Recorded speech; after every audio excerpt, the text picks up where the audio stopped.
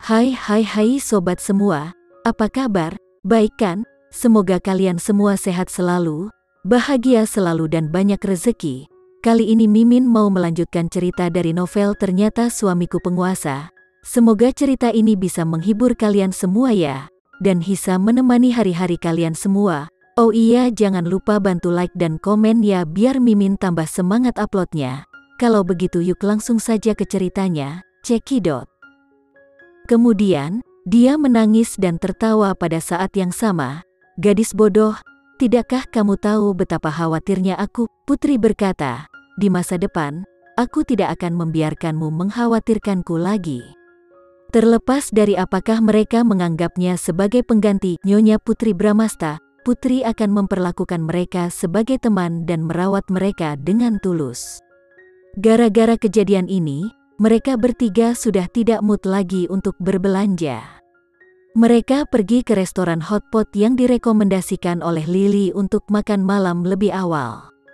Setelah makan malam, Priscilia dan Lily mengirim Putri pulang bersama dan memastikan bahwa dia aman sebelum mereka pergi. Priscilia juga menelepon kakaknya tepat waktu untuk melaporkan situasinya. Dia juga melaporkan perilaku abnormal Putri tentang awal hari itu. Menutup telepon, Priscilia kemudian menekan nomor Agam. Priscilia sangat sibuk akhir-akhir ini sehingga dia tidak punya waktu untuk mengganggunya. Dia harus mengganggunya hari ini. Tetapi ketika dia memanggilnya, dia bahkan tidak meminta seseorang untuk berurusan dengannya. Sebaliknya, dia segera menutup telepon.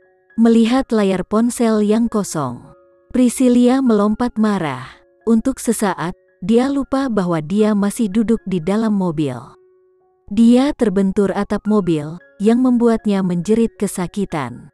Raihan yang mengemudi, memandangnya dari kaca spion dan bertanya dengan cemas, "Priscilia, apakah kamu terbentur sesuatu? Kepalaku akan meledak. Apa menurutmu aku tidak terbentur sesuatu? Bagaimana caramu mengemudi?" Karena rasa sakit di kepalanya, Priscilia meraung marah dan menyalahkan Raihan yang mengemudi sebagai gantinya.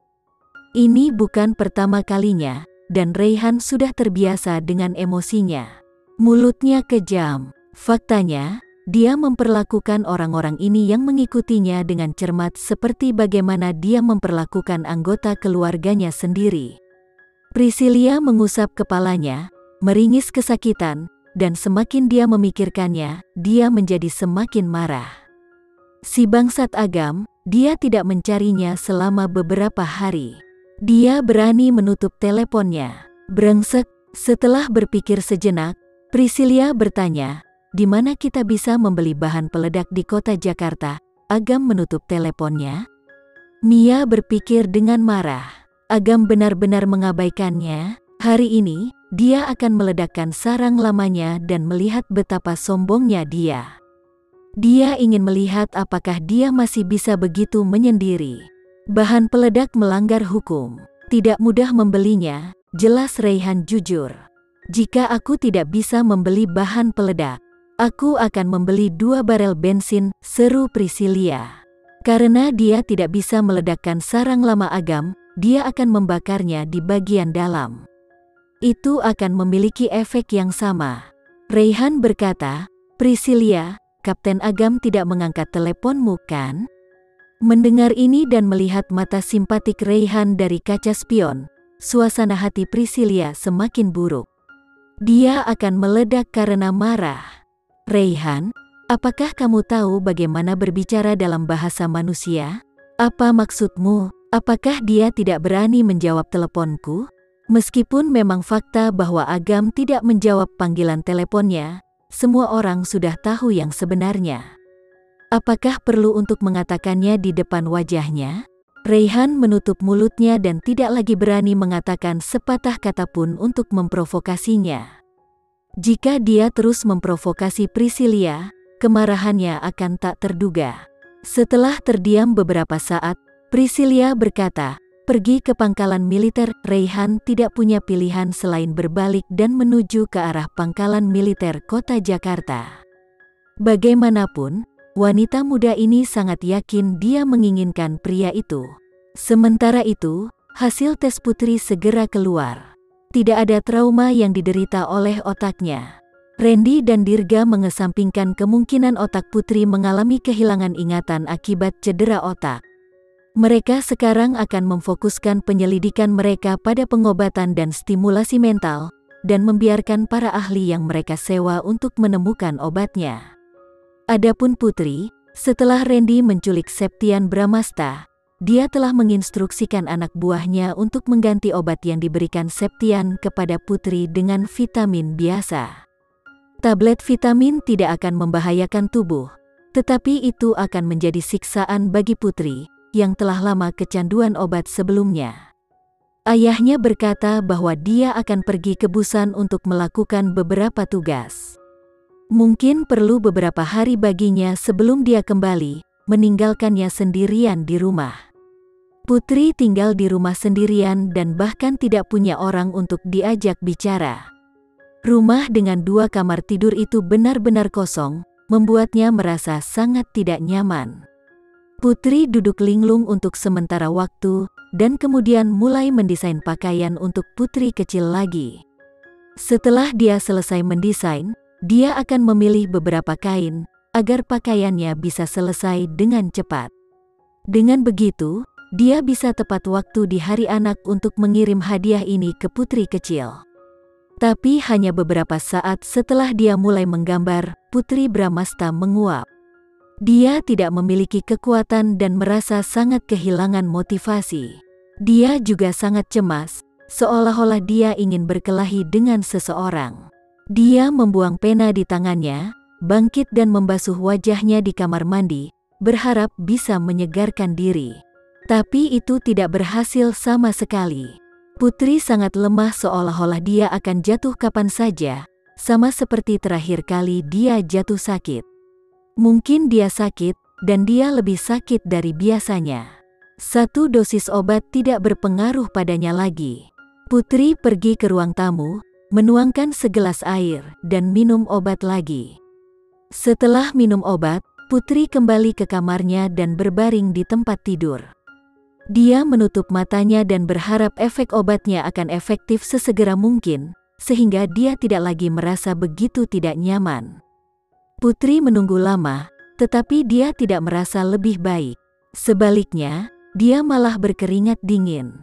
2 tahun yang lalu, ketika dia dibebas tugaskan dari rumah sakit, dia akan merasa lebih baik setelah minum obat. Mengapa hari ini berbeda? Putri merasa frustrasi. Dia merasa sangat sakit. Dia ingin menelepon ayahnya, tetapi dia tidak ingin ayahnya khawatir, jadi dia meletakkan teleponnya.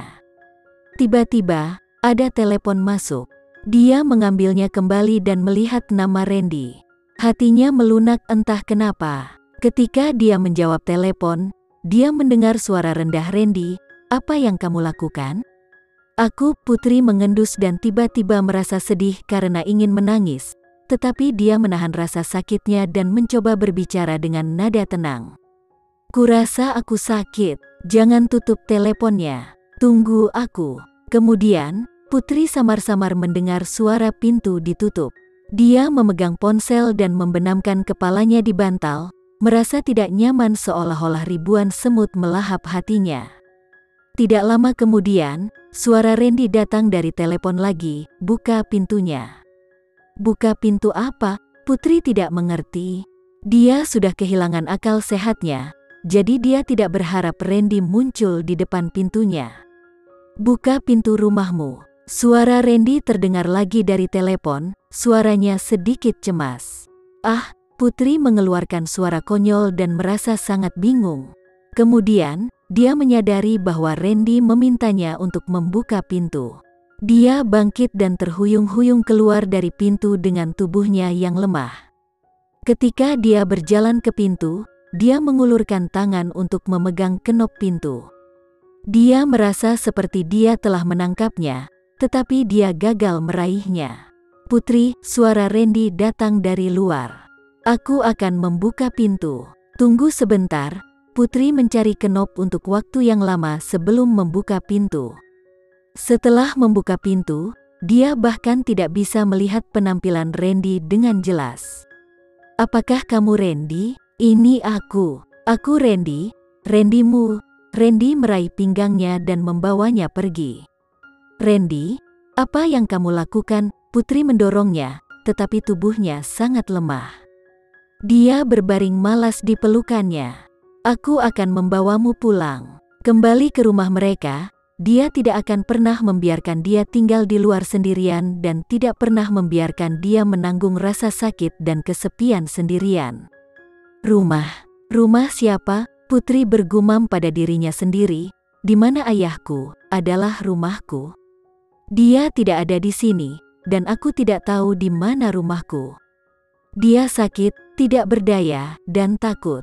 Pasti karena ayahnya tidak ada di sisinya. Dalam 3 tahun terakhir, ayahnya tidak pernah meninggalkannya. Hari ini, kepergian mendadak ayahnya membuatnya sangat tidak berdaya. Mendengar kata-kata Putri, Randy mengencangkan kekuatan lengannya dan memeluknya erat-erat. Dia berkata dengan suara rendah, "Putri, berhenti bicara omong kosong."